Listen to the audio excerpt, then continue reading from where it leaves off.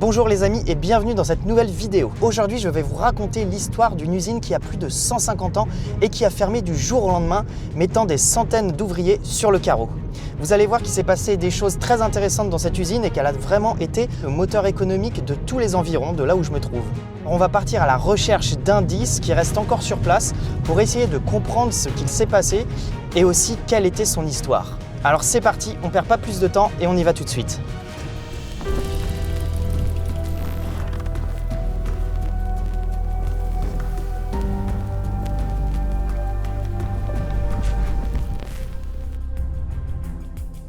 Ok, alors j'arrive tout juste dans la friche et en fait là je suis sur ce qui en théorie devait être le parking mais qui est recouvert aujourd'hui d'une forêt.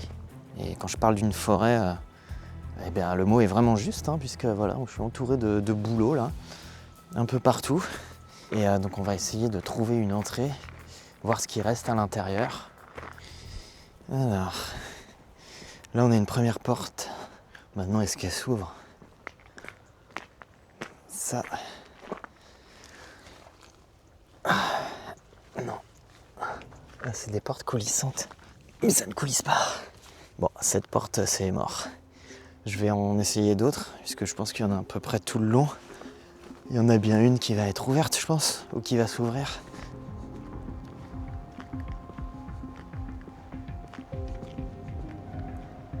Alors, tiens, j'entrevois une porte ouverte là-bas.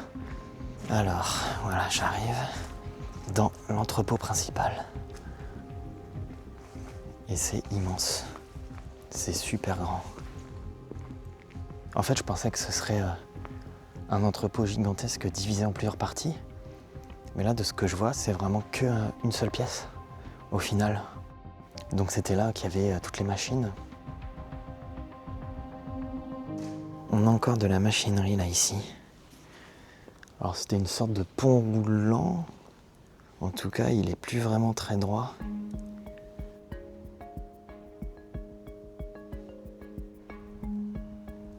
Alors en fait, dans cet entrepôt, dans cet immense entrepôt, on fabriquait des tuyaux, mais pas n'importe quel tuyau, des tuyaux sans soudure. L'entreprise fabriquait chaque jour des kilomètres de tubes. Voilà, ça se comptait en kilomètres. Et voilà, c'est ce qui en faisait vraiment un site d'importance considérable au final, puisqu'ils avaient comme ça la possibilité de produire des tuyaux de différents diamètres et de différentes matières pour répondre aux besoins de leurs clients. Et ces tuyaux, ou plutôt ces tubes pour être précis, ça faisait déjà un paquet d'années qu'ils en produisaient. Car tout remonte à l'an 1861, où un industriel fonde cette entreprise qui va marquer durablement le territoire. À l'origine, on est dans un village ancien, dont les racines remontent au Moyen-Âge et où l'activité repose essentiellement sur l'agriculture. Mais au XIXe siècle, l'arrivée du chemin de fer change profondément la donne. Le village attire une nouvelle main-d'œuvre, la population augmente et la base d'un développement industriel se met en place avec la promesse de richesse et d'emploi. C'est dans ce contexte précis que l'usine voit le jour.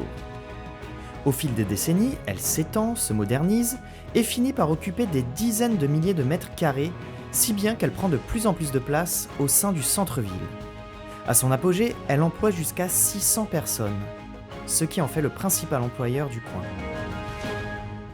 Et donc il y avait ici, sur toute la longueur, qui doit faire une centaine de mètres du bâtiment, des machines, des ouvriers qui s'affairaient justement à travailler sur la confection de ces tuyaux.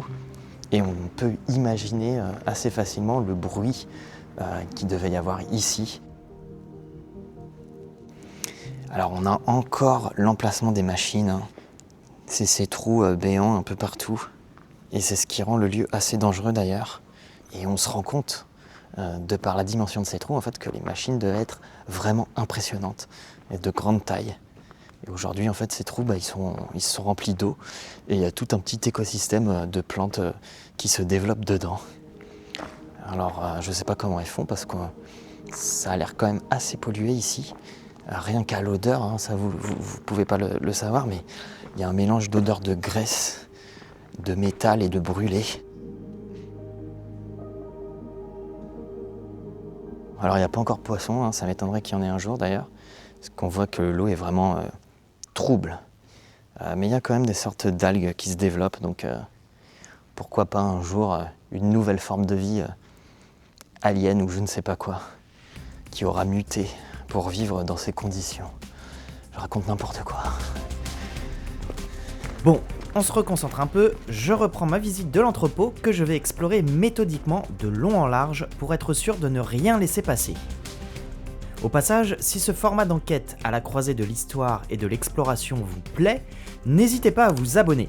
C'est le meilleur moyen de soutenir ce travail et ça m'encourage à vous proposer toujours plus de contenu. Allez, on y retourne. D'ailleurs, alors ici, je pense qu'on est dans la partie électrique, puisque là, on a l'arrivée des lignes à haute tension. Voilà, donc ici, valait mieux pas trop s'approcher de ces armoires, au risque de se faire électrocuter. Donc on voit la taille des fusibles. C'est pas les fusibles qu'on retrouve chez soi, hein, ça c'est sûr. Il reste même le sable qui servait à éteindre un départ d'incendie. J'imagine que c'était pour ça. Parce que le feu, c'était sans doute ce qui était le plus redouté dans ce genre d'usine. Avec le métal en fusion, les fours, les températures extrêmes, le moindre incident pouvait très vite dégénérer. Tiens, là on a un système d'incendie. Enfin, pas un système d'incendie, un système anti-incendie assez particulier et automatisé, je pense. On a ces 3 sphères reliées du coup à des tuyaux et qui ensuite devaient partir alors derrière, dans le bloc qu'il y a derrière. Je sais pas trop ce que c'est. Peut-être la chaufferie ou je ne sais pas quoi, ou l'infour. Et du coup, là, ces sphères contenaient justement C'était des sortes de gros extincteurs, quoi. Malheureusement, il est impossible pour moi de vérifier ce que ces extincteurs étaient censés protéger. Car une partie de l'usine est condamnée et certaines portes sont soudées. Mais je ne m'en fais pas, je sais que d'autres indices m'attendent ailleurs. Vous savez, moi j'aime beaucoup retrouver des traces, des documents.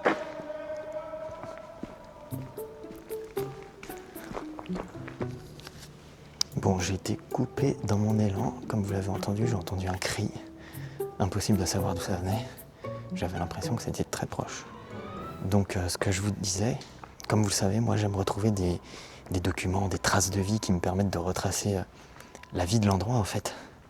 Et donc là, c'est ce que j'espère trouver ici. Ah bah là, on est dans la partie administrative où donc il reste plein de paperasse avec des dossiers. Ça, c'est bon, ça. Ça, on aime.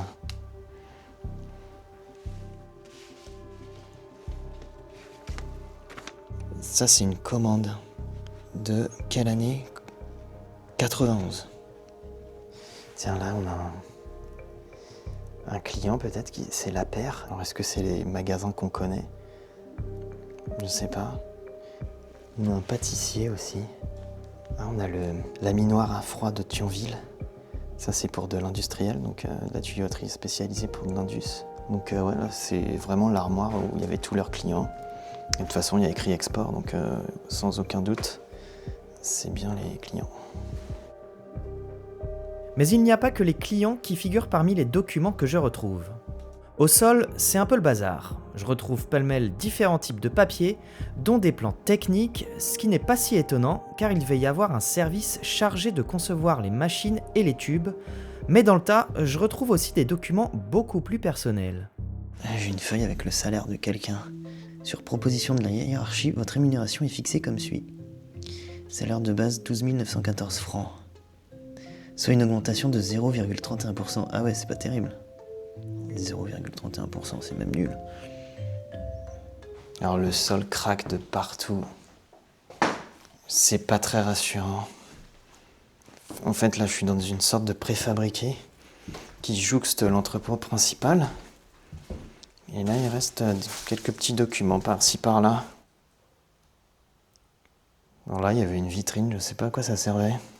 Mais j'ai l'impression que c'était genre un truc qui était fermé, une sorte de laboratoire, avec le trou là qui communique avec l'évacuation de l'espèce de tuyau PVC là. Et ça, qu'est-ce que c'est ? Ça ressemble à une sorte de petit laboratoire. Bref, je sais pas trop ce qu'ils faisaient là. Si vous avez une idée, dites-le moi. En plus, ça pourrait être vraiment ça, hein, parce qu'on a une paillasse. Donc ça fait vraiment labo. Même si je trouve ça étonnant d'installer un labo dans un préfabriqué, ce ne serait pas non plus impossible. Car j'ai retrouvé ces photos qui semblent témoigner de la présence d'un département de recherche et développement. Mais malgré toutes ces innovations et le savoir-faire de ses ouvriers, cette usine va malheureusement connaître, comme beaucoup d'autres, un déclin progressif dont je retrouve encore certaines traces. Ah, et là, très intéressant. Très intéressant parce que, regardez le nom là, le nom qu'on voit ici, Müller, c'est le dernier repreneur du site en fait. Et c'est une entreprise américaine. Mais que fait une entreprise, ou plutôt un groupe américain dans une usine française ? La raison est simple. Dans un contexte de mutation profonde de l'industrie du tube métallique et face aux investissements nécessaires pour moderniser le site, l'entreprise familiale est finalement cédée en 1997. La reprise par Müller s'inscrit dans une logique industrielle classique de consolidation fréquente à cette période. Et malheureusement, ils n'ont pas réussi à conserver les emplois et à maintenir l'usine à flot. Parce qu'en fait, toujours le même problème, hein, les coûts de production, hein, on en revient toujours à la même chose. Et donc, malheureusement, les tuyaux ont été produits à moindre coût ailleurs. Et ce qui fait qu'en fait, que cette usine a périclité lentement. Puis en 2003, c'est le coup de massue, en fait. Il n'y a plus de suite possible à cette entreprise. Et elle ferme définitivement, quoi.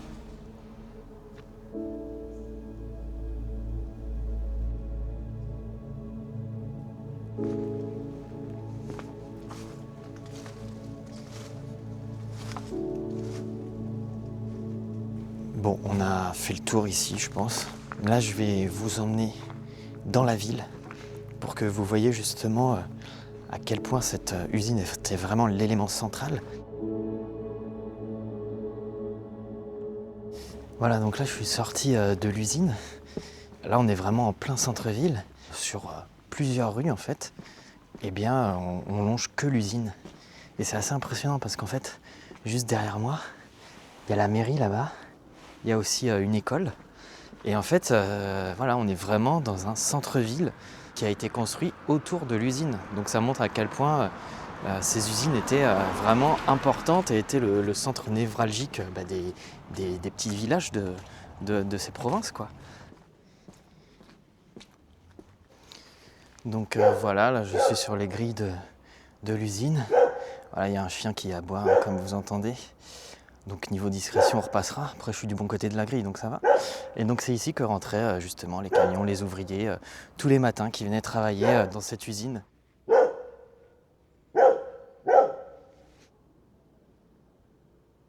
Et donc là, j'arrive à la cantine. Donc c'était là que les ouvriers venaient manger le midi, j'imagine. Parce que c'est collé à l'usine, donc je pense que c'est bien là.